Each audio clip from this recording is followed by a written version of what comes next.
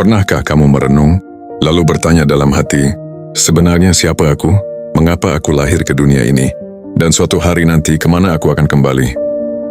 Hari ini kita sibuk sekali, sibuk mengejar target, membayar cicilan, membangun nama. Tapi, pernahkah kita berpikir, berhenti sejenak dari semua hiruk-pikuk dunia, lalu bertanya pada diri sendiri, apakah ini semua berarti?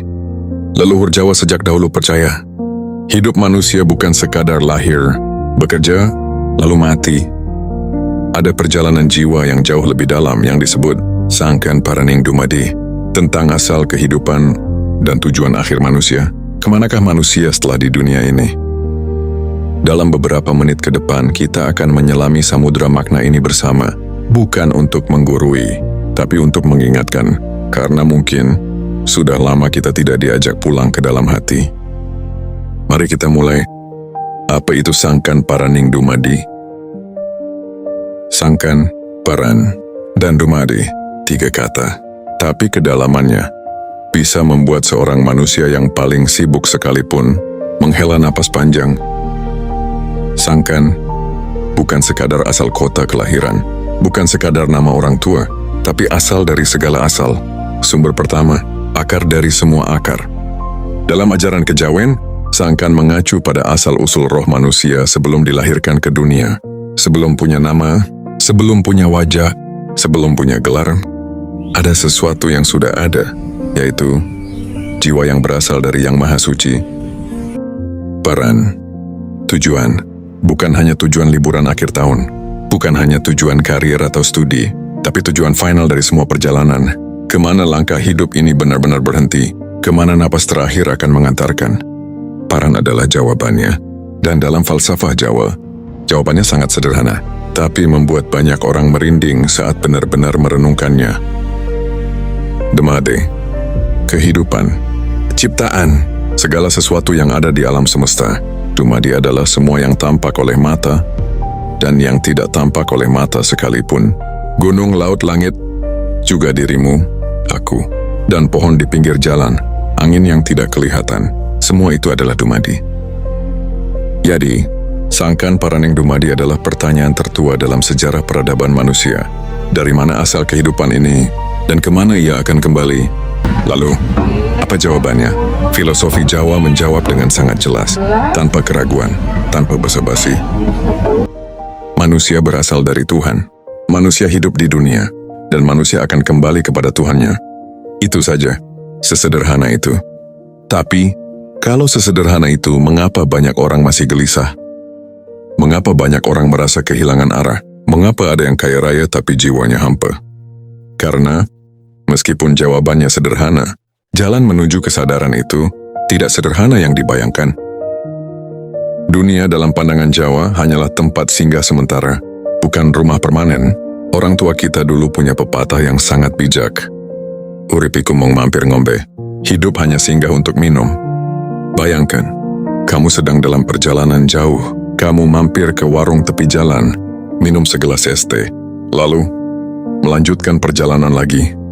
Apakah kamu akan membangun istana di warung itu? Apakah kamu akan mengumpulkan harta di warung itu? Tentu tidak, karena kamu tahu itu hanya tempat singgah. Tapi anehnya, dalam hidup ini, banyak manusia justru melakukan hal sebaliknya. Membangun istana di tempat singgah, mengoleksi harta yang tidak bisa dibawa pulang.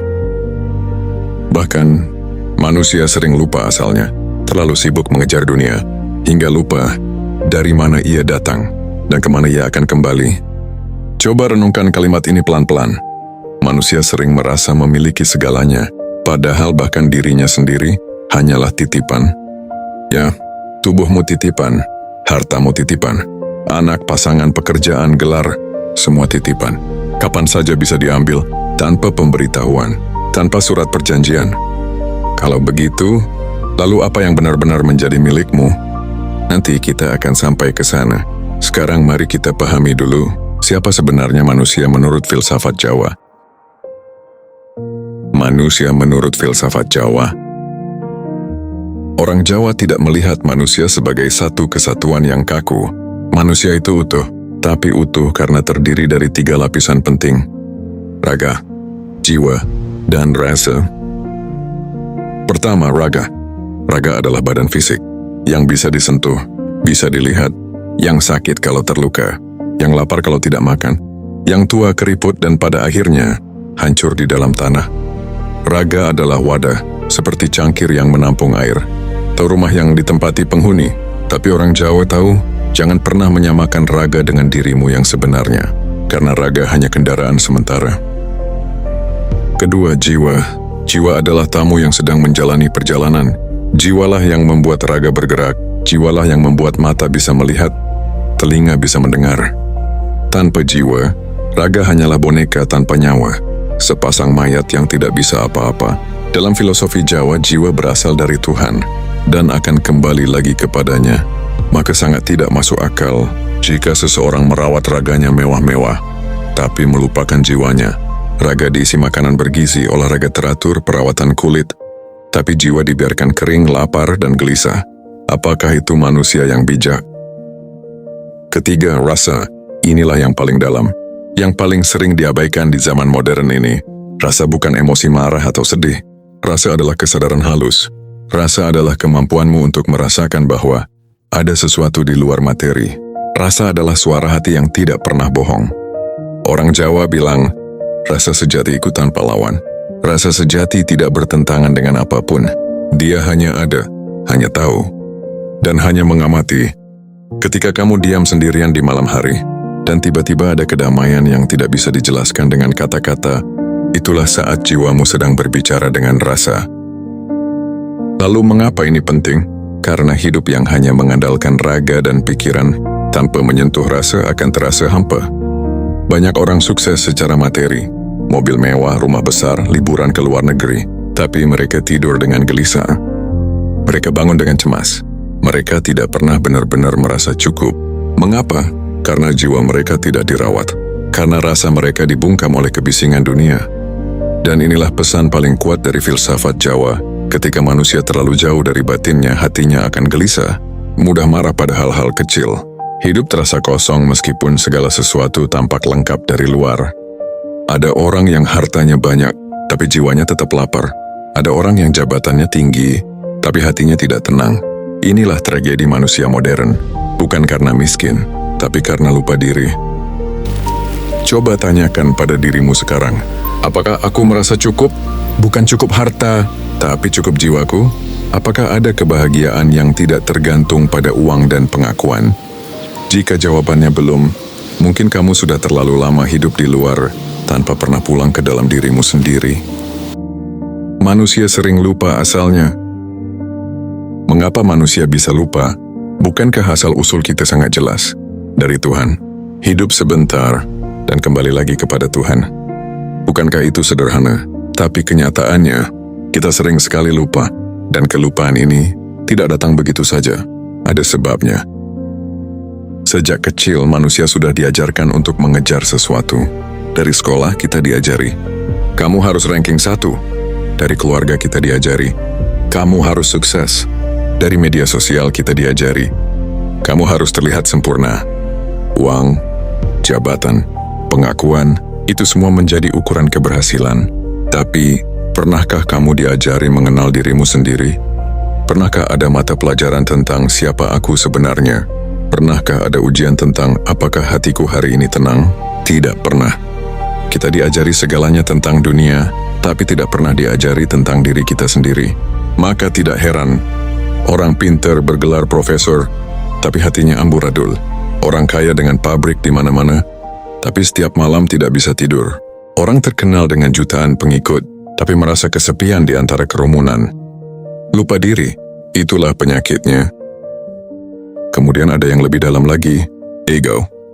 Ego membuat manusia merasa paling benar. Ego membuat manusia sulit meminta maaf. Ego membuat manusia sombong atas pencapaiannya sendiri. Padahal, filsafat Jawa mengingatkan dengan lembut. Semua yang kita punya hanyalah titipan. Bakatmu titipan, kecerdasanmu titipan, kekayaanmu titipan. Bahkan napas yang kamu hirup sekarang adalah titipan yang bisa diambil kapan saja. Maka, sombong itu sangat lucu sebenarnya. Sombong itu hanya mungkin terjadi ketika manusia lupa asalnya. Kalau kita benar-benar ingat bahwa semua berasal dari Tuhan, Tidak ada alasan untuk membusungkan dada. Tidak ada alasan untuk merendahkan orang lain. Karena pada akhirnya, kita semua adalah tamu yang sama, di rumah yang sama, yang suatu saat akan pulang dengan cara yang sama. Dalam falsafah Jawa, ada ungkapan yang sangat terkenal, urip iku mung mampir ngombe. Hidup hanya singgah untuk minum. Bayangkan lagi, kamu di sebuah perjalanan panjang, kamu masuk ke warung, memesan minum, duduk sebentar, lalu kamu lanjut perjalanan lagi. Apakah kamu akan sombong karena membawa mobil mewah? Apakah kamu akan mengoleksi perabot warung itu dan membawanya pulang? Tidak masuk akal, bukan? Tapi itulah yang sering kita lakukan dalam hidup. Kita bertengkar untuk hal-hal kecil.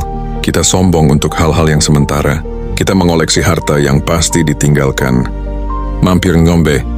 Hidup sangat singkat, sekejap mata, dan semua yang kita kira milik akan ditinggalkan. Jabatan hilang, wajah menua, tubuh melemah. Maka jika hidup hanya singgah, jadilah tamu yang baik. Bukan tamu yang sombong, bukan tamu yang serakah, tapi tamu yang eling. Tamu yang ingat bahwa sebentar lagi dia akan pulang. Makna kehidupan dalam pandangan Jawa. Lalu jika hidup hanya singgah, apa sebenarnya makna hidup? Apakah kita tidak usah bekerja? Apakah kita tidak usah berusaha? Tidak. Filsafat Jawa tidak mengajarkan manusia untuk malas atau pasrah tanpa usaha. Sebaliknya, filsafat Jawa mengajarkan keseimbangan. Bekerjalah, berusahalah, tapi jangan lupa, untuk apa sebenarnya semua ini? Tujuan hidup dalam pandangan Jawa bukan sekadar sukses dunia, tapi memahami diri, menjaga hati, menenangkan batin, mendekat kepada Sang Pencipta. 4 hal ini sederhana, tapi luar biasa beratnya, karena dunia terus berbisik.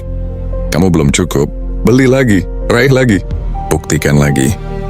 Tapi orang Jawa yang bijak akan duduk diam, lalu berkata pada dirinya sendiri, aku sudah cukup, aku tidak perlu terus berlari. Ini bukan tentang menyerah, ini tentang pulang ke dalam dirinya sendiri. Untuk mencapai itu, orang Jawa mengenal 4 kunci utama, eling, waspada, narimo, dan sepi ing pamrih. Mari kita bedah satu persatu, karena di 4 kata ini, tersimpan kedamaian yang selama ini kamu cari. Pertama, eling. Eling artinya ingat. Ingat dari mana asalmu, ingat kemana kamu kembali, ingat bahwa semua titipan, ingat bahwa Tuhan selalu ada. Orang yang eling tidak akan terbuai oleh gemerlap dunia. Dia tahu, semua ini hanya panggung sandiwara, dan dia tidak akan lupa siapa sutradara sebenarnya. Kedua, waspada. Waspada artinya sadar sepenuhnya. Sadar bahwa hidup ini penuh ujian. Ujian harta, ujian kemiskinan, ujian jabatan, kehilangan, kesepian. Orang yang waspada tidak akan kaget saat masalah datang. Dia tahu, ini adalah bagian dari perjalanan. Ini adalah sekolah jiwa. Dia tidak lari dari masalah, tapi menghadapinya dengan hati yang tenang. Ketiga, narimo. Narimo adalah menerima. Bukan menerima dengan pasrah tanpa usaha, tapi menerima dengan hati yang ikhlas setelah berusaha maksimal. Narimo bukan berarti menyerah. Narimo berarti, aku sudah melakukan yang terbaik. Apapun hasilnya aku terima, karena aku tahu Tuhan lebih tahu apa yang terbaik untukku. Lihat perbedaannya, orang yang tidak narimo akan terus-menerus mengeluh. Kenapa aku tidak kaya? Kenapa dia lebih sukses? Kenapa hidupku tidak adil? Tapi orang yang narimo akan berkata, apapun yang terjadi hari ini, aku percaya ada hikmahnya. Ketenangan lahir dari narimo. Keempat, sepi ing pamrih. Inilah puncak dari budi pekerti Jawa. Sepi ing pamrih artinya berbuat tanpa haus pujian, berbuat baik tanpa pamrih, bekerja tanpa perlu pengakuan, memberi tanpa ingin disebut dermawan. Karena orang yang sudah sampai ke tingkat ini tidak lagi butuh validasi dari dunia. Dia sudah menemukan kebahagiaan sejati yang tidak tergantung pada tepuk tangan orang lain. Coba bayangkan, seandainya kita hidup dengan 4 kunci ini, iling, waspada, narimo, dan sepi ing pamrih. Maka, semakin seseorang mengenal dirinya, semakin ia tidak haus pengakuan dunia. Dia tidak akan sakit hati jika tidak dipuji. Dia tidak akan marah jika tidak dihargai. Dia tidak akan gelisah jika tidak dipromosikan. Karena kebahagiaannya sudah bersumber dari dalam, bukan dari luar. Dan sumber dari dalam itu tidak pernah habis, tidak bisa dirampas, dan tidak bisa dicuri. Perjalanan batin manusia. Dalam hidup, setiap manusia pasti akan mengalami kehilangan, kegagalan, pengkhianatan, kesepian. Tidak ada yang bisa menghindar, bahkan orang yang paling saleh sekalipun mengalaminya. Orang yang paling kaya sekalipun mengalaminya. Lalu pertanyaannya, apakah semua penderitaan ini sia-sia? Dalam filosofi Jawa tidak, penderitaan bukan hukuman. Penderitaan adalah jalan menuju kesadaran. Kadang, Tuhan membuat manusia jatuh agar ia berhenti sombong. Kadang, manusia dibuat kehilangan agar ia sadar bahwa tidak ada yang benar-benar bisa dimiliki. Kadang manusia dipertemukan dengan rasa sakit yang terdalam agar ia berhenti mencari kebahagiaan di tempat yang salah dan mulai menemukannya di tempat yang benar. Di dalam, di hati, di keheningan. Orang Jawa bilang, "Jerbasuki mawabeya." Kebahagiaan sejati butuh pengorbanan. Tapi pengorbanan yang dimaksud bukan uang, bukan harta, tapi luruhnya ego. Luruhnya rasa bahwa aku adalah pusat segalanya. Ketika ego mulai luruh, disitulah kesadaran mulai tumbuh. Dan kesadaran itulah yang akan membuat manusia berhenti menyalahkan takdir, berhenti menyalahkan orang lain, berhenti menyalahkan keadaan, dan mulai bertanggung jawab atas kebahagiaannya sendiri. Jika saat ini kamu sedang dalam masa sulit, mungkin inilah panggilan untuk pulang, bukan pulang ke rumah orang tua, tapi pulang ke dalam hatimu sendiri. Tanyakan pada dirimu, apa yang coba diajarkan kehidupan padaku melalui rasa sakit ini? Bukan untuk menyalahkan diri, tapi untuk memahami. Karena orang Jawa percaya, tidak ada tetes air mata yang sia-sia. Tidak ada rasa sakit yang tidak membawa hikmah. Jika kita mau merenung dan mendengarkan, hati kita akan bicara. Kembali kepada asal. Semua manusia akan kembali. Tidak ada yang abadi. Suatu hari, jabatan yang kamu perjuangkan bertahun-tahun akan diberikan kepada orang lain. Wajah yang kamu rawat dengan mahal akan keriput. Tubuh yang kamu banggakan akan melemah. Yang tersisa hanyalah apa yang kamu lakukan dengan hati, apa yang kamu berikan untuk orang lain, jejak kebaikan yang tidak bisa dihapus oleh waktu. Filsafat Jawa menyebutnya mulih marang asal, pulang menuju asal. Kematian bukan akhir, kematian adalah kepulangan jiwa, seperti tetesan air hujan yang jatuh ke bumi, mengalir ke sungai, masuk ke laut, dan akhirnya menjadi uap, lalu kembali ke awan, dan menjadi hujan lagi. Atau dalam bahasa spiritual, roh berasal dari Tuhan, hidup sebentar di dunia, lalu kembali lagi kepada Tuhan. Maka, orang yang mengenal dirinya, yang tahu sangkan paraning dumadi, tidak akan terlalu takut pada kematian, bukan karena dia berani mati, tapi karena dia tahu, mati bukan kehilangan, mati adalah pulang. Yang paling menakutkan sebenarnya bukan kematian itu sendiri, tapi hidup tanpa pernah mengenal siapa diri kita sebenarnya. Hidup 70 tahun, tapi tidak pernah sekalipun bertanya, aku ini siapa? Untuk apa aku di sini? Kemana aku setelah ini? Itulah kematian yang menakutkan sebenarnya. Kematian kesadaran, kematian hati, kematian rasa. Hidup seperti robot, bangun, kerja, makan, tidur, dan terus berulang. Tanpa makna, tanpa arah, tanpa pulang. Maka jangan takut pada kematian fisik. Takutlah pada kematian batin saat masih hidup. Pesan moral dan renungan. Maka, setelah kita menyelami sedalam ini, apa yang bisa kita bawa pulang hari ini? Beberapa pesan sederhana. Jangan terlalu sibuk mengejar dunia. Rawat batinmu seperti kamu merawat tubuhmu. Kurangi kebencian, karena kebencian hanya membakar dirimu sendiri. Belajar ikhlas, karena ikhlas adalah pintu ketenangan. Belajar tenang, karena ketenangan adalah kekuatan tertinggi. Hiduplah dengan sadar, jangan hanya hidup secara otomatis. Pada akhirnya, hidup bukan tentang siapa yang paling kaya, bukan tentang siapa yang paling terkenal, bukan tentang siapa yang paling berkuasa. Tapi, hidup adalah tentang siapa yang paling mengenal dirinya, dan paling siap pulang dengan hati tenang. Karena ketika waktu itu tiba, tidak ada mobil mewah yang menemani, tidak ada rekening bank yang ikut, tidak ada jabatan yang membela. Yang ada hanyalah dirimu, hatimu, dan Tuhanmu. Terakhir penutup, Sangkan Paraning Dumadi adalah pengingat bahwa manusia berasal dari cahaya dan akan kembali menuju cahaya. Maka, sebelum waktu itu tiba, kenalilah dirimu, tenangkan hatimu, berhentilah lari, berhentilah mengeluh, berhentilah menyalahkan, dan jangan sampai ketika tiba saatnya pulang, kita pulang dalam keadaan lupa siapa diri kita sebenarnya. Elinglan waspada, manusia harus selalu sadar akan dirinya, sadar kepada Tuhannya, dan berhati-hati dalam menjalani hidup. Ingat dan sadarlah, karena hidup hanyalah perjalanan pulang. Terima kasih telah menyelami samudera makna bersama kami hari ini. Jika perjalanan batin ini menyentuh hatimu, jangan simpan sendiri. Bagikan pada saudara, teman, atau siapapun yang sedang lelah dan butuh diingatkan untuk pulang. Sampai jumpa di perjalanan berikutnya. Salam eling dari hati ke hati.